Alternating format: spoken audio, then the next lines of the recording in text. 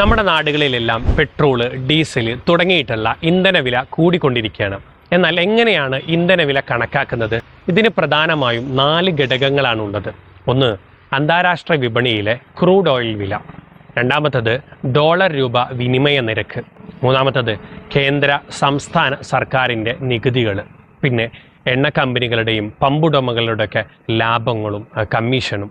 അതായത് നമുക്കൊരു litre petrol കിട്ടുന്ന സമയത്ത് അതിൽ അന്താരാഷ്ട്ര വിപണിയിലെ വില, ശുദ്ധീകരണ ചെലവ് ഇത് ഏകദേശം ഒരു 40-50 രൂപയുടെ ഉള്ളിലായിരിക്കും. എന്നാൽ ഇതിലേക്ക് കേന്ദ്ര നികുതി, സംസ്ഥാന സർക്കാരിൻ്റെ നികുതി, പമ്പുടമകളുടെയും ഡീലർമാരുടെയൊക്കെ കമ്മീഷനും ലാഭങ്ങളും ഇതെല്ലാം കൂടുമ്പോഴാണ് ഇത് നമുക്ക് 100, ഇപ്പോൾ 100 അല്ല, ഇപ്പോൾ 111 കടന്നിട്ടുണ്ട്. അപ്പോൾ ഇങ്ങനെയാണ് സത്യത്തിൽ നമ്മുടെ പ്രൈസിങ് കണക്കാക്കുന്നത്. 2017 ജൂൺ മാസം മുതൽ ഡെയിലി പ്രൈസിങ് എന്ന് പറയുന്ന ഒരു രൂപത്തിലാണ് നമ്മുടെ ഇന്ധനവില കണക്കാക്കിയിട്ട് വരുന്നത്.